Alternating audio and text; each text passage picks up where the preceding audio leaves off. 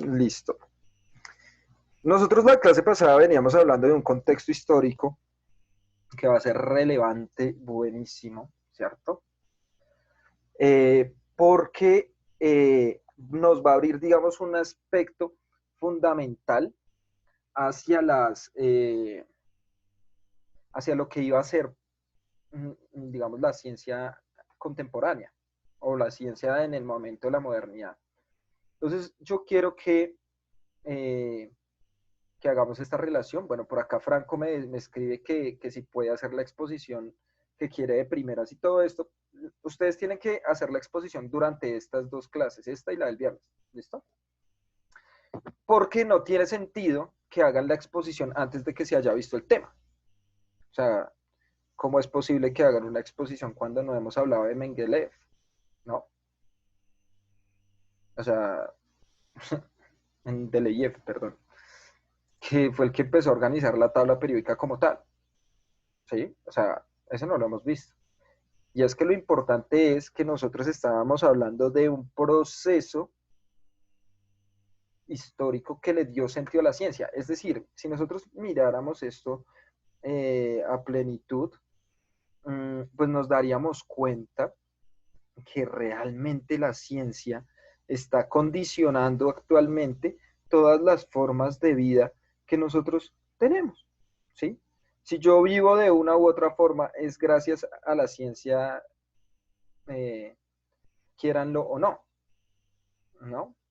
Por ejemplo, si yo estoy utilizando un computador con energía, etcétera, etcétera, etcétera, eh, es gracias a que la ciencia optimizó eso para el uso de las personas. Si estoy en este momento con el bombillo prendido, es gracias a lo mismo. Si estoy usando o viendo mi clase o jugando en este momento Free Fire, como tal vez muchos lo pueden estar haciendo, pues es gracias a la ciencia, ¿sí? Entonces miren la ciencia cómo ha transformado todos estos momentos, ¿no?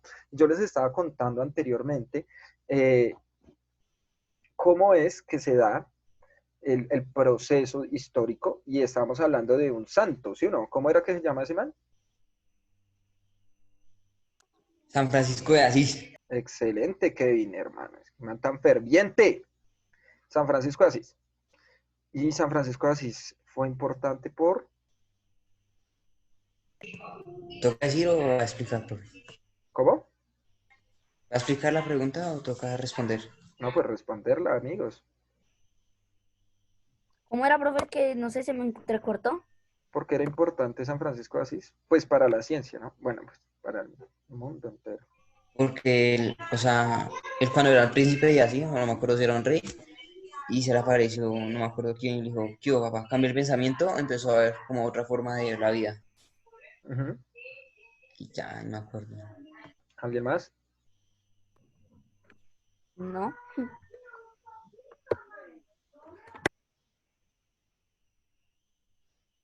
¿No? ¿Nadie más? no. Nadie más sabe decir. Bueno, acá me preguntan, ¿la exposición de qué es? La exposición es de lo que hemos visto como todas las exposiciones. Sin embargo, yo el video ayer mismo lo dejé ahí en Edmodo con la asignación de tarea de una vez para que la entreguen a más tardar el 30. O sea, este fin de semana la pueden enviar sin problema si no quieren estar tan colgados. O el mismísimo 30 a la medianoche pueden enviar. ¿Listo? Entonces, chiquillos, lo importante de nuestro amigo San Francisco de Asís, como decía Kevin, ¿cierto? O sea, ahí hubo un cambio de pensamiento, pero fueron dos cosas. La primera de ellas, la visión que tuvo o el sueño que tuvo en relación a Dios y a las guerras, hizo que él tomara una decisión fundamental. ¿Cuál fue la decisión fundamental? Dejar sus riquezas y abrazar la pobreza, porque para San Francisco de Asís el mundo es perdón, el cielo, el paraíso, es para los pobres, no para los ricos. ¿No? En ese proceso, él, bueno, reúne a un grupo de personas, ¿cierto?, que se van con él, pero como podemos ver en esta imagen, él empieza a relacionarse con los ecosistemas ya directamente porque es donde está viviendo todo el tiempo. Los otros no, antes de eso no, porque él vivía en un castillo. se la pasaba en guerras, ¿cierto? Era hijo de un rey, ¿sí? Entonces, él iba a ser el heredero. Y abandonó todo para ponerse una sotana y hacerle alabanzas a Dios, ¿cierto? Desde la pobreza. Entonces eso fue muy importante porque como ustedes ven acá, casi siempre que uno busca imágenes de San Francisco de Asís, él sale con los animales. Dicen que es el patrono de los animales, el santo de la naturaleza, de los pobres, de los leprosos, etcétera. Pues San Francisco de Asís fue el que empezó a ver que los ecosistemas pues tenían unas relaciones muy interesantes que la iglesia no lograba explicar. O sea, la iglesia de aquel momento no lograba explicar, ¿sí? Entonces,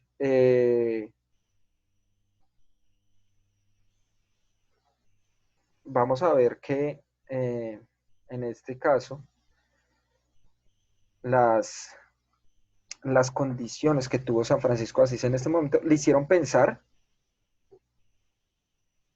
que el mundo tenía una explicación un poco más lógica de lo que le habían dicho, porque él no veía cosas raras en el bosque, etcétera, sino él decía que pues más bien lo que veía era la voluntad de Dios en los seres vivos con los que él estaba.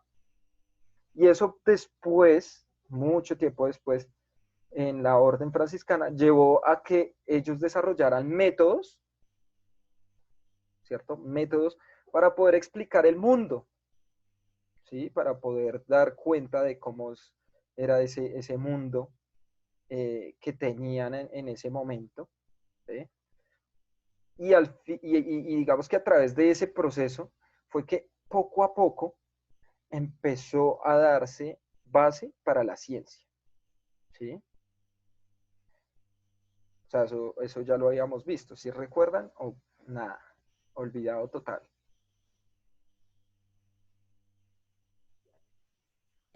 Creo que está olvidado total, ¿cierto? Sí. Muy bien. Entonces, ¿por qué hago, digamos, este contexto histórico? Porque la ciencia que nosotros creemos, o sea, obviamente es muy difícil, muy diferente, perdón, hablar, por ejemplo, de los indígenas, ¿no? Si nosotros hablásemos de los indígenas tienen una relación con los seres vivos que hay alrededor, con los bosques, los ecosistemas, etcétera. Pero esta relación que ellos tienen, ¿cierto? Con estos bosques, con los ecosistemas, etcétera, digamos que ellos no intentan darle la explicación que le intentaron dar los europeos, que era un poco diferente, ¿no? Acá lo que se funda es una religión al lado de toda la naturaleza, el sol como Dios, ¿cierto? La luna Sí. igual, los ríos como dioses también. Entonces, digamos que eso va a ser muy especial, muy esencial para lograr comprender, digamos, cuál es la ciencia que nos rige hoy en día. Recuerden que nosotros venimos pues de esta invasión española y la ciencia que se intenta hacer acá en Colombia pues viene de Europa. Tenemos que conocer la historia de Europa. Es realmente la que nos está rigiendo hoy en día. ¿Listo? Entonces, cuando él aparece, genera, digamos, varias formas de comprender el mundo, de conocerlo, ¿cierto? Y o sea, él no, ni los religiosos que siguieron, pero sí hubo ciertos sacerdotes que empezaron a creer en explicaciones lógicas, en la razón. O sea, la lógica y la razón era lo que iba a guiar el mundo. ¿Alguien sabe qué es eso? De la lógica y la razón.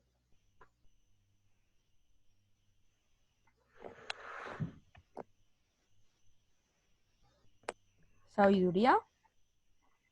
Bueno, puede estar relacionado con sabiduría, que es saber, pero significa realmente eh, pensar desde las percepciones, desde lo que está. Es decir, yo como sé que algo existe,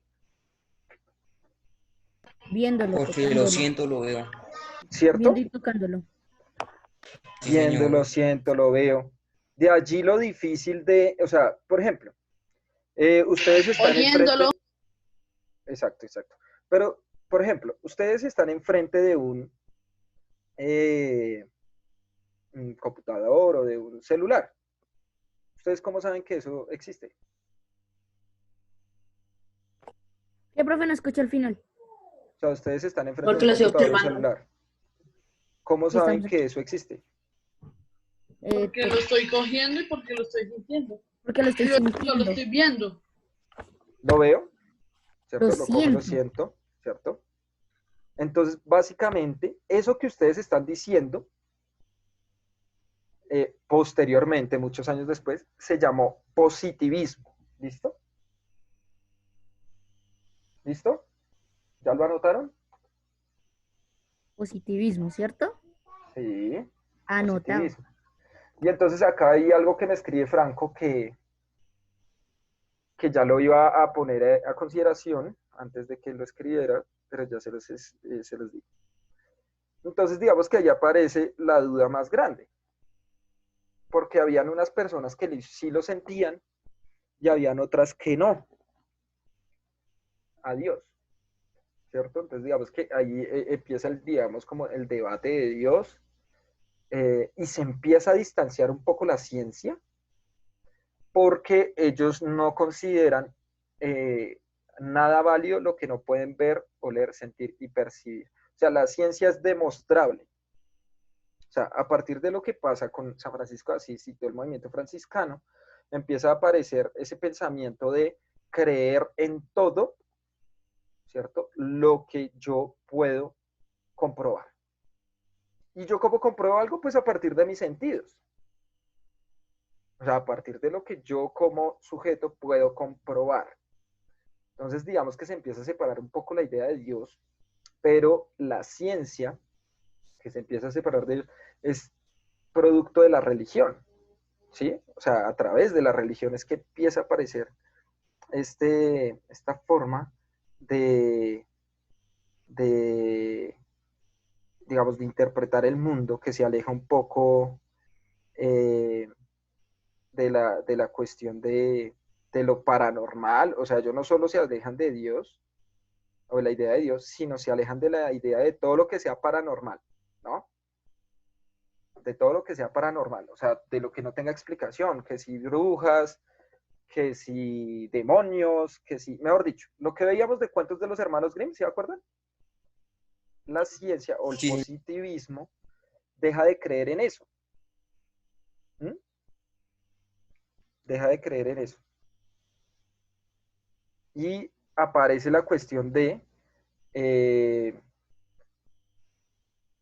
de lo que decía San Pedro, que era lo que decía,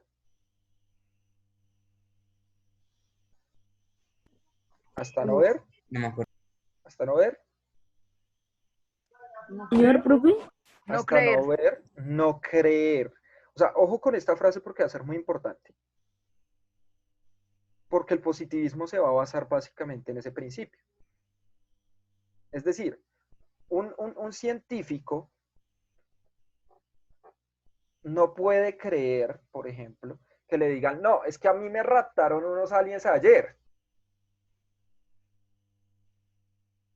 Entonces, un científico, ¿qué haría en ese caso?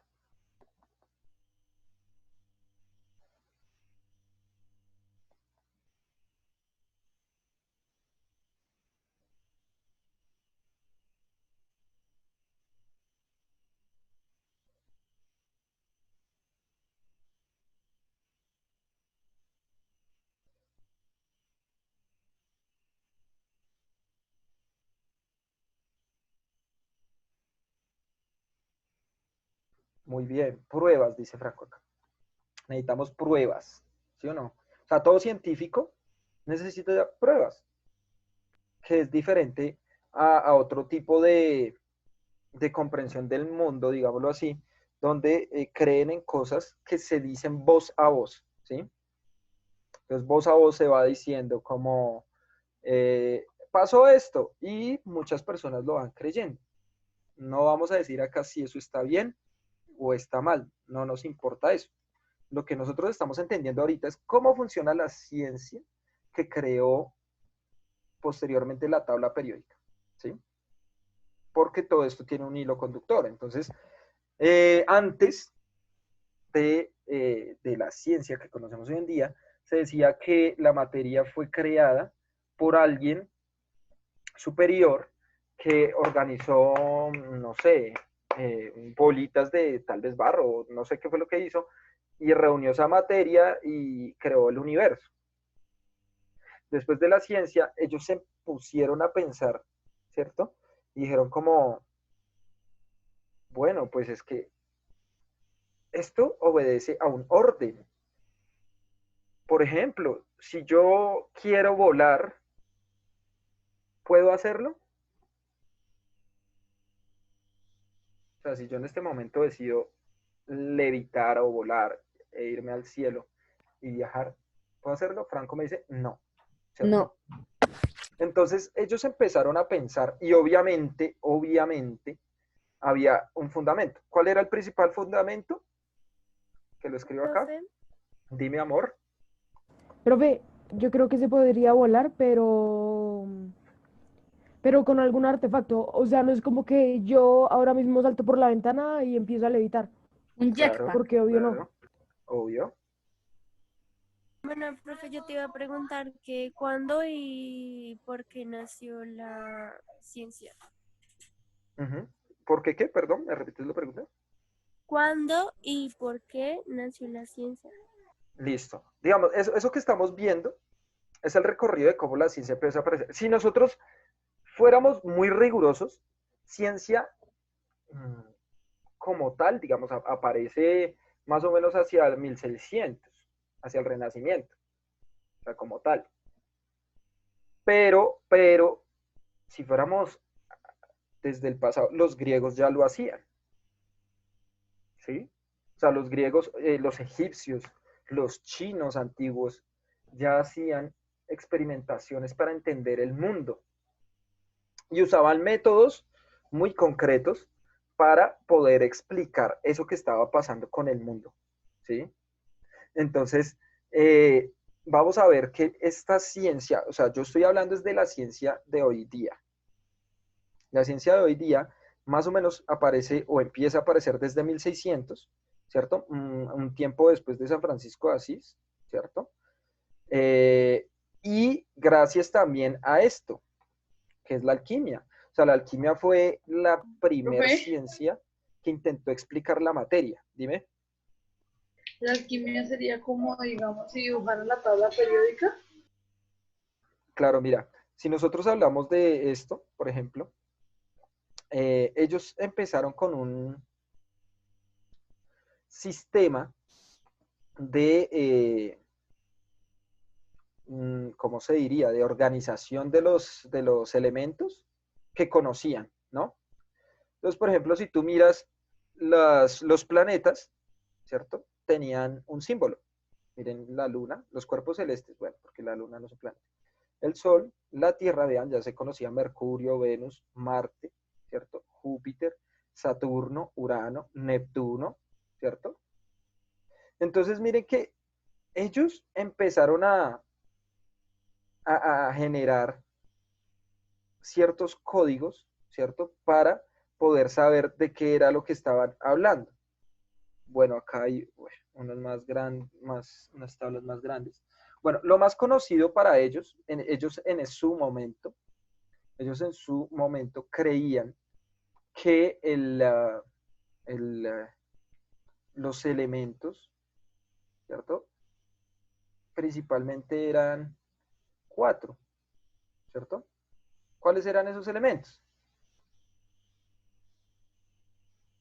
O sea, los elementos que creaban Fuego, la vida. Ahí está, fuego. fuego, aire, agua, tierra. Muy bien. ¿Cierto? Fuego, aire, agua y tierra. Eso era para ellos lo que conformaba todo el universo. O sea, toda la materia estaba. Si ustedes miran actualmente la tabla periódica, que ya ahorita la veremos, la tabla periódica se llama la tabla periódica de los elementos y viene de esta tradición de la alquimia, porque ellos fueron los primeros, los alquimistas fueron los primeros que empezaron a, digamos que a clasificar, a organizar, a darle nombre a todo lo existente respecto a la materia, ¿sí? Respecto a la materia. Entonces, allí, digamos que empezaron a suceder un montón de procesos sociales, históricos y obviamente científicos que empezaron a organizar esto. Entonces, miren que esto no es nuevo, o sea, la tabla periódica no existió así porque sí, sino hubo primero una necesidad de organizar todo lo que iban conociendo. Entonces, sabían que el fuego, el aire, el agua y la tierra, ¿cierto? Eran los elementos que conformaban todo. Si nosotros lo miramos así, en cierta medida ellos creían que se necesitaba todo eso para poder vivir o para poder crear algo. Cualquier cosa viva tenía estos 4 elementos, ¿listo? Hoy en día sabemos que eso no es así, ¿no? ¿O sí? ¿Ustedes qué creen?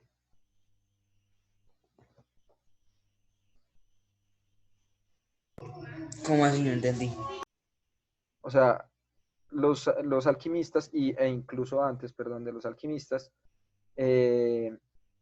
creían que un humano, una piedra, el computador en el que usted está sentado, bueno, que no existían entonces, pero supongamos que sigamos creyendo en la alquimia, para que eso se conformara necesitaba de la unión de esos 4 elementos. O sea, usted para crear algo necesitaba fuego, aire, agua y tierra. Y después de eso usted lo transmutaba, es decir, lo transformaba en la materia que usted quería también. Pero todo necesitaba eso como una base. ¿Será que actualmente será Digamos, profe, digamos como crear, Ah, ya digamos, entendí la como pregunta. barro, digamos, con tierra y agua, ¿sí? Sí. Pero necesitabas, claro, y el aire y el fuego para crear algo. Kevin. Profe, o sea, primero yo creo que ellos pensaban eso porque era como que la materia que más se podía ver a simple vista o sentir como el aire. Ajá. Entonces, ¿cuál es la pregunta? O sea, ¿será que actualmente eso es así? Sí, ¿no? ¿Por qué? O sea, estamos Pues conformados por fuego, aire, con más agua. cosas. Pero tenemos fuego, en nuestro interior tenemos fuego. No. Bueno, listo, ¿sí o no? Entonces, ellos creían, entonces era muy lógico que ellos pensaran eso. Si ustedes se tocan el, el cuerpo, ¿cierto? Las axilas, la frente o el torso, está caliente. Ahí está el fuego, ¿cierto? ¿Qué inhalamos? Aire. Nuestra sangre está mezclada con agua y se supone que nosotros venimos de la tierra, salimos del barro, ¿sí? Por la idea de Dios, obviamente. Entonces miren que esos elementos que estaban allí mezclados, que se generaron de una u otra forma, dieron origen a todo lo existente. Entonces miren que hay una película, yo no sé si han visto la película El Quinto Elemento, ¿no? Con Bruce Willis. A ver si acá aparece. ¿No la han visto? Se la recomiendo. Miguel, resumen. ¿Te lo resumo así más? Sí. Muy bien. Ok, Polisha. O sea que si alguien tenía fiebre, estaba prendido en fuego, algo así. O sea, el nivel de fuego que él tenía en su armonía de cuerpo estaba eh, aumentando ese fuego que llevaba por dentro, ¿no? Entonces miren que esta película va a ser muy interesante porque pues va a estar relacionada con estos 4 elementos que les menciono. Obviamente, como dice el nombre, hay un quinto elemento, ¿sí? Que no les voy a decir cuál es, para que vean la película. ¿Listo? Entonces vean que acá hay unas definiciones de lo que serían estos 4 elementos que organizan el mundo. Entonces, desde los griegos, esto no es solo de los alquimistas, sino desde los griegos, viene esta tradición de creer que los elementos están organizados en 4, o estaban organizados en 4, y estos eran los que le dan sentido a todo, ¿sí? Y algo muy curioso, o sea, si esto viene de los griegos, y era lo que organizaba todo, miren la curiosidad, o sea, muchos años antes de Cristo, miles de años antes de Cristo, se denominaba así estos elementos, la unión de estos elementos, y miren lo que forma. ¿Sí? No sé, una cruz no.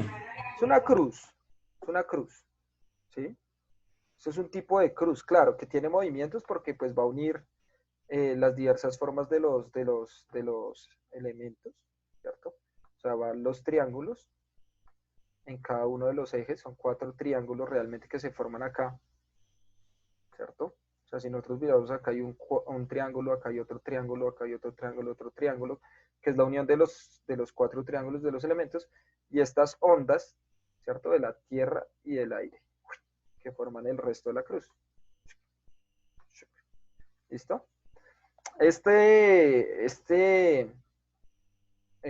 explicación, ¿cierto? Pues posteriormente, digamos, este simbolismo que se dio de cruces y toda esta cosa, pues obviamente Cristo murió en una cruz, era una forma de matar de los romanos, ellos incluso reciclaban las cruces, pero ya después, en el siglo III, cuando nace como tal la Iglesia Católica, Constantino toma muchos elementos romanos y muchos elementos griegos para fundamentar la Iglesia Católica, ¿no? Y darle sentido de símbolo. Entonces, miren, bueno, ¿dónde está? Entonces, miren, hay una cuestión, ¿cierto? Y es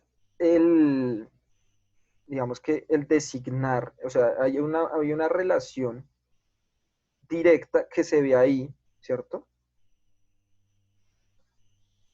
Y es ¿con qué? ¿Qué relacionan ellos ahí?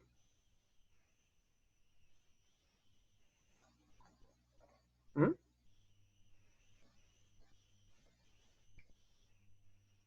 Hola.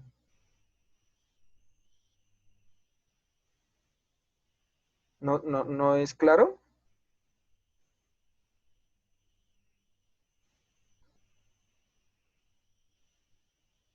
Hola.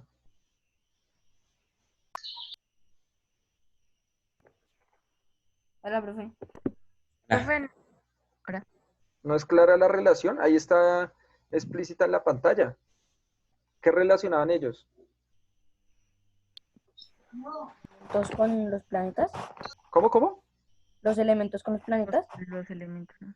Bueno, llamémosle elementos. Pero eso que estamos viendo ahí, debajo de cada planeta, son metales. ¿De qué color es la luna? Gris. Listo, gris, blanca, etcétera. ¿Y qué dice abajo de la luna? Uranus. Urano.